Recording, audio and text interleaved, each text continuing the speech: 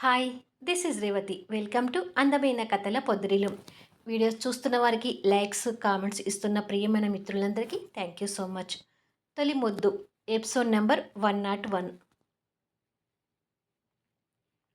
విక్రమ్ తండ్రి హరినాథ్, అతనితో పాటు విక్రమ్, శృతి వాళ్ళ లాయర్ స్వామినాథ్ ముందు కూర్చొని ఉంటారు.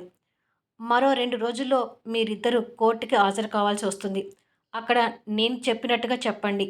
మిమ్మల్ని ట్రాప్ చేసి ఆ సినిమా కోసం అగ్రిమెంట్ చేయించుకున్నట్టుగా మేము ఎలాంటి తప్పులు చేయలేదని, ఆ సినిమా ద్వారా నిర్దాక్షిణ్యంగా మా పరువు తీయాలని చూస్తున్నారని, దయచేసి ఆ సినిమా నిలిపివేయాలని కోరుకుంటున్నామని అంటూ కోర్టు నమ్మపలికే విధంగా చెప్పండి. అలాగే ధృవ నిజంగానే గతం మర్చిపోయింది అన్నట్టుగా నేను కొన్ని హెల్త్ రిపోర్ట్స్ సృష్టించాను. దాదాపు ఈ కేసు గెలిపించడానికి నా ప్రయత్నం నేను చేస్తాను అని అంటాడు లాయర్. మేము అబద్ధాలు చెప్పినా కోర్టు నమ్ముతుందని గ్యారంటీ ఏంటి లాయర్ గారు? వాళ్ళ దగ్గర ఏవో సాక్ష్యాలు ఉన్నాయని చెప్తున్నారు కదా అని అడుగుతాడు విక్రమ్. నమ్ముతుందా లేదా అనేది తర్వాత విషయం విక్రమ్. కోర్టులో వ్యవహారాలు తీరాలంటే అది లాంగ్ ప్రాసెస్. ఇది సినిమా వ్యవహారం కాబట్టి ఈ కేసుని ఓ సంవత్సరం వరకు మనం వాయిదాలతో నడిపించవచ్చు. ఆ తర్వాత పబ్లిక్ ఈ సినిమా గురించి దాదాపు మర్చిపోతారు. అన్నీ మనకు అనుకూలంగా జరగాలంటే కావు విక్రమ్. కానీ ఇప్పుడు వాళ్ళ చేత షూటింగ్ ఆపించినట్టే సినిమా క్యాన్సిల్ చేయటానికి కూడా వాదించి నా ప్రయత్నం నేను చేస్తాను. ఆ తర్వాత దేవుని మీద భారం వేద్దాం అని అంటాడు లాయర్. శృతి తన ఆలోచనలో తను ఉంటూ, నేను వాళ్ళ పడక గది వీడియోని ఇప్పుడే నెట్‌లో పెట్టాలని అనుకున్నాను. కానీ నేనది నెట్‌లో పెడితే వాళ్ళ పరువు పోవడం ఏమో కానీ, పబ్లిక్ నుంచి లేనిపోని సానుభూతి వచ్చి, అది వాళ్ళకి పాజిటివ్ రెస్పాన్స్ వచ్చినా డౌట్ పడాల్సిన పని లేదు. పైగా ఇది నేనే చేశానని అందరూ నా మీద ఇంకా దుమ్మెత్తి పోసే పరిస్థితులు కూడా రావచ్చు. ఎందుకైనా మంచిది. ఆ కెమెరాతో నేను కాస్త జాగ్రత్తగా అడుగు వేయాలి. ఒకవేళ ఫైనల్‌గా కోర్టు వాళ్ళకు అనుకూలంగా తీర్పు వచ్చి సినిమా తీయమనంటే, నేను ఈ కెమెరాతో వాళ్ళని బ్లాక్‌మెయిల్ చేయించి, వాళ్ళకు వాళ్ళుగా ఆ సినిమాని క్యాన్సిల్ చేయించే విధంగా అడుగులు వేయొచ్చు. కెమెరాలో ఉన్న వీడియో చూపిస్తే చాలు. చచ్చినట్టు వాళ్ళే సినిమా క్యాన్సిల్ చేసుకుంటారు. కానీ ఈ కెమెరా గురించి ఇప్పుడే విక్రమ్‌కి చెప్పకూడదు అని అనుకుంటుంది మనసులో. ఇలా కొద్దిసేపు ఆలోచించి, సరే లాయర్ గారు, మీరు చెప్పమన్నట్టుగానే చెప్తాం. కానీ యష్‌కి నాకు ఫిజికల్ రిలేషన్ ఉందని మాత్రం కాస్త నమ్మించే ప్రయత్నం చేయండి.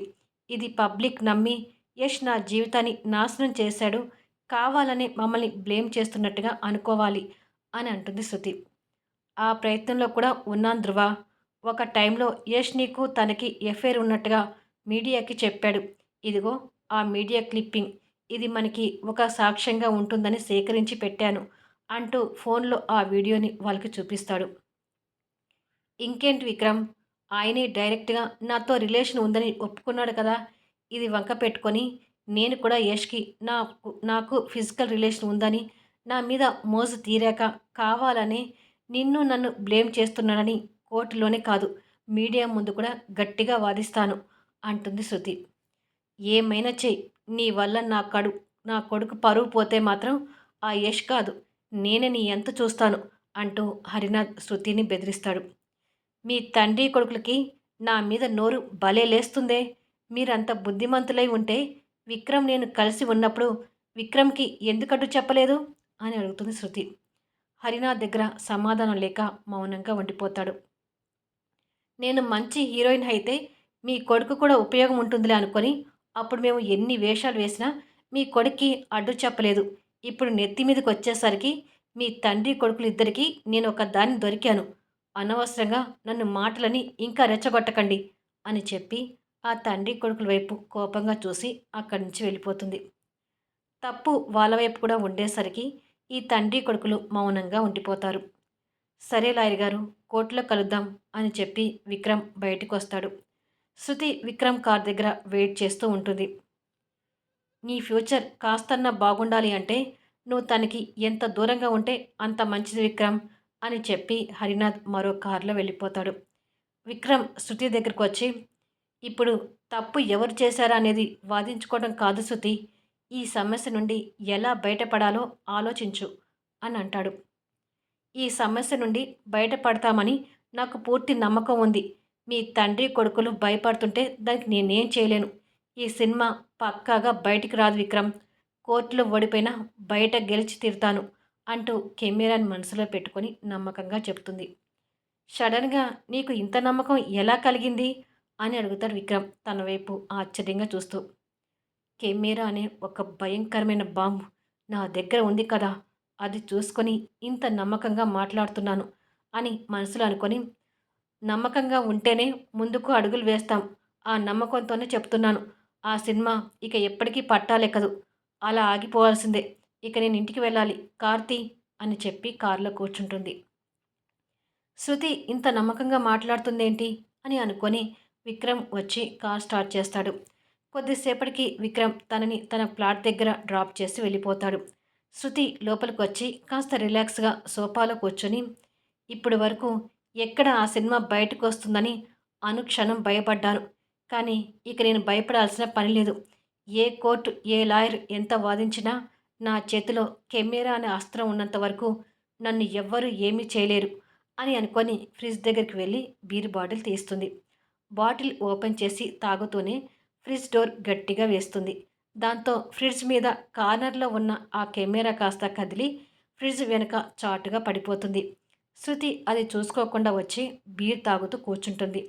బాటిల్ ఖాళీ చేసి, అసలు కెమెరా ఎక్కడ పెట్టానో గుర్తులేదు అంటూ బెడ్ మీద, సోఫా మీద వెతుకుతూ ఉంటుంది. కాసేపు అలా వెతికి, ఇంతగా వెతికినా ఇంతగా వెతికి నా ఎనర్జీ పాడు చేసుకోవడం ఎందుకు? ఎక్కడో ఇంట్లోనే ఉంటుంది. బయటికైతే పోదు కదా అని చెప్పి వెతకడం వదిలేస్తుంది. 2 రోజుల తర్వాత యష్ కోర్టుకి వెళ్ళడానికి రెడీ అవుతుంటాడు. దీక్ష యష్ షర్ట్‌కి బటన్స్ పెడుతూ, జాగ్రత్త యష్, నేను చాలా సినిమాల్లో చూశాను. లాయర్లు అటు తిప్పి, ఇటు తిప్పి క్వెషన్స్ వేస్తుంటారు. ఇక్కడ కూడా అలాగే జరుగుతుంది. నువ్వు తడబడకుండా తగ్గినట్టుగా సమాధానం చెప్పు. కాస్త పొరపాటు పడకు అంటూ సలహాలిస్తుంటుంది. తన మాటలకి యష్ నవ్వుతూ, వాళ్ళు ఎటు తిప్పి క్వెషన్స్ వేసినా న్యాయం మన వైపే ఉంది కదా దీక్ష. నువ్వేమి వర్రీ అవ్వకు అంటూ తనకు ధైర్యం చెప్తుంటాడు. కోర్టుకి నేను కూడా వస్తానంటే నన్నేమో వద్దంటున్నావు అని అంటుంది. కోర్టు వాయిదాలు చాలా పడుతుంటాయి. నువ్వు కూడా బోన్‌లోకొచ్చి మాట్లాడాల్సి ఉంటుంది. నువ్వొచ్చే టైంలో వద్దులే. ఇప్పుడేమీ అవసరం లేదు అని చెప్తాడు. సరే యష్, కానీ ఆ శృతి నిన్ను రెచ్చగొట్టాలని చూస్తుంటుంది. కోర్టు ముందు మీడియా కూడా ఉంటుంది కాబట్టి జాగ్రత్తగా ఉండు అని చెప్తుంది. సరే దీక్ష, ఇక జాగ్రత్తలు చెప్పడం అయిపోతే నేను వెళ్తాను. కోర్టు టైం అవుతుంది అని అంటాడు నవ్వుతూ. నేను ఎన్ని జాగ్రత్తలు చెప్పినా నీ తెలివితో నువ్వు ఉంటావని నాకు తెలుసు యష్ అని అంటుంది దీక్ష కూడా నవ్వుతూ. యష్ తన తలని ఢీకొట్టి బాయ్ అని చెప్పి వెళ్ళిపోతాడు. బయట శరత్ కార్ దగ్గర నిలబడి వెయిట్ చేస్తుండగా ఫనీని కూడా పికప్ చేసుకుని వెళ్దాం పదా శరత్ అంటూ కారులో కూర్చుంటాడు. సరే సార్ అని చెప్పి శరత్ కార్ స్టార్ట్ చేస్తాడు. కొద్దిసేపటికి ఫనీ యష్ కోర్టు ముందు దిగేసరికి అప్పటికే అక్కడ మీడియా రెడీగా ఉంటుంది. శరత్ కాస్త వెనుకగా ఉంటే యష్ ఫనీ మీడియా ముందు ఉంటారు. మొదటిసారి కోర్టుకి అటెండ్ అవుతున్నారు. కోర్టులో మీకు న్యాయం జరుగుతుందని అనుకుంటున్నారా అంటూ మీడియా వాళ్ళు యష్ని ప్రశ్నలు వేస్తుంటారు. నేను చట్టాన్ని, కోర్టుని గౌరవిస్తాను. అంతే నమ్ముతాను కూడా. ఖచ్చితంగా మాకు న్యాయం జరుగుతుందని అనుకుంటున్నాను అని చెప్తాడు యష్. కోర్టు తీర్పు ప్రకారం మీరు నడుచుకుంటారా? అంటే ఫైనల్‌గా కోర్ట్ హియరింగ్ మీకు అనుకూలంగా రాకపోతే ఏం చేయాలనుకుంటున్నారు? అని అడుగుతారు. ఫైనల్ తీర్పుకి ఇంకా చాలా టైం ఉంది. అప్పటికి ఎన్ని జరుగుతాయో, ఏమవుతుందో చూద్దాం. మేము అన్ని సాక్ష్యాలతో కోర్టులో అటెండ్ అవుతున్నాం. కోర్టు తీర్పు మాకు అనుకూలంగా రాదు అనే ప్రశ్నని కూడా నేను భరించలేకపోతున్నాను అంటూ సమాధానం ఇస్తాడు యష్. ఆ పక్కనే విక్రమ్, శృతి కూడా మీడియాతో మాట్లాడుతున్న యష్‌ని చూస్తుంటారు. ధృవకి మీకు ఎఫైర్ ఉన్నట్టుగా ఒకసారి మీరే మీడియాకి వెళ్ళబుచ్చారు. ఇప్పుడేమో తనకి మీకు ఎలాంటి సంబంధం లేదని అంటున్నారు. ఏది నమ్మాలి అనేది అర్థం కావడం లేదు. దీనికి మీ సమాధానం అని అడుగుతారు మీడియా వాళ్ళు. నేను అప్పటి పరిస్థితిని బట్టి తనతో ఎఫైర్ ఉందని అలా మాట్లాడాల్సి వచ్చింది. కానీ అది నిజం కాదని వీలైనంత త్వరలో మీకు ప్రూఫ్ చేస్తాను అని చెప్పి ముందుకు వెళ్ళిపోతుంటాడు. మీడియా వాళ్ళు తర్వాత ఫనీని పట్టుకొని, మీ బ్యానర్‌లో ఈ సినిమా రిలీజ్ అవుతుందనే నమ్మకం మీకుందా అని అడుగుతారు. ఖచ్చితంగా రిలీజ్ అవుతుంది. అప్పటి వరకు అభిమానులు కాస్త సహనం పాటించాలని కోరుకుంటున్నాను. ఇక్కడ ఎత్తులు, పై ఎత్తులు, జిమ్మిక్కులు వేసి మసిపూసి మారేడుకాయ చేసే ప్రయత్నాలు కూడా జరుగుతున్నాయని తెలిసింది.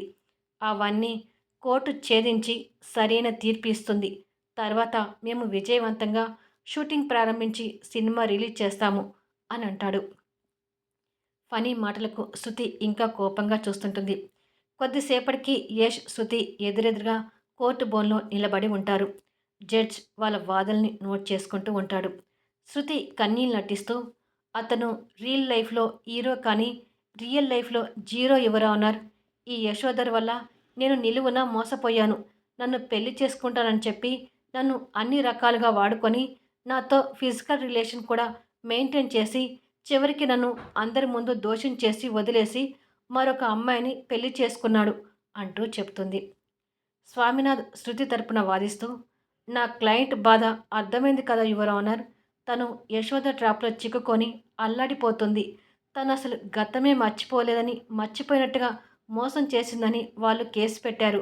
వాళ్ళు పెట్టిన కేసు అబద్ధమని, వాటికి సాక్ష్యంగా మీ దగ్గర ధృవ హెల్త్ రిపోర్ట్స్ పెట్టాను అని చెప్పి స్వామినాథ్ వాదిస్తూ ఉంటాడు.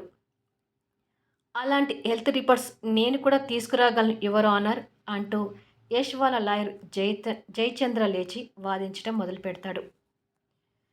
ఈ వీడియోకి కంటిన్యూగా నెక్స్ట్ వీడియోలో చూద్దాము. సీరియల్ నచ్చితే దయచేసి లైక్స్ ఇవ్వండి, కామెంట్ షేర్ చేయండి, అలాగే షేర్ చేస్తూ సపోర్ట్ చేయండి. మళ్ళీ నెక్స్ట్ వీడియోలో కలుద్దాము.